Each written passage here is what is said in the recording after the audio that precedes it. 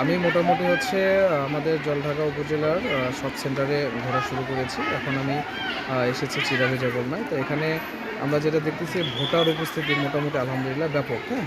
মানুষের যে গত ১৭ বছর থেকে ভোট দিতে পারেনি, ভোটের যে একটা উৎসাহ ছিল সেটা মোটামুটি চমৎকারভাবে মানুষ ভোট দিতে এসেছে। এখানে ভোট দিতে এসে একটু সম্ভবত অফিসারদের, যারা প্রিজাইডিং অফিসার আছেন, সহকারী প্রিজাইডিং, এদের দ্বারাই একটু আপনার শিকার হচ্ছেন আরকি, হেনস্থার শিকার হচ্ছেন। আমরা লক্ষ্য করলাম যে অনেক ভোটার ফিরে যাচ্ছেন। তারা বুথ খুঁজে পাচ্ছে না, কোন বুথে বুথে তারা ভোট দেবে। এটা নিয়ে আমরা একটু সন্দিহান। আমরা প্রিজাইডিং অফিসারকে বলেছি আপনারা এটা একটু দ্রুত এটা সমাধান করেন। কারণ গ্রামের মানুষরা এসেছে, মহিলারা সংসার ছেড়ে ভোট দিতে এসেছে। তারা ভোট দিয়ে আবার যে সংসারে কাজকাম করবে। সেই সাথে আমরা দেখতেছি মোটামুটি জলঢাকা মোটামুটি অ্যাক্টিভ, এবং জলঢাকায় মানুষ যেভাবে ভোট দিচ্ছে, যে গণজোয়ারটা তৈরি হয়েছে, মনে হচ্ছে দাঁড়িপাল্লা এখানে বিশাল ব্যবধানে এগিয়ে থাকবে। আর আমরা কিছু কিছু জায়গায় লক্ষ্য করলাম কিছু প্রিজাইডিং অফিসার আর হচ্ছে কিছু এলাকার হিন্দু ভোটারদেরকে ভয় দেখানোর একটা চেষ্টা করা হয়েছে।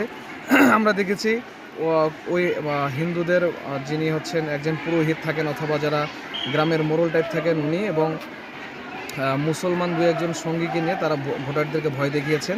যদিও এই ভয়ে কোনো কাজ হবে না, তারপরেও আমরা ভোটারদেরকে আহ্বান জানাবো নির্ভয়ে ভোট দিয়ে যান, এবং গত ১৭ বছর থেকে যে ভোটের একটা পরিবেশ নষ্ট হয়েছিল সেই পরিবেশটাকে আবার ফিরে নিয়ে এসে উৎসবমুখর একটা জলঢাকায় আমরা সুন্দর একটা নির্বাচন ইনশাল্লাহ সন্ধ্যার মধ্যে পেতে যাচ্ছি।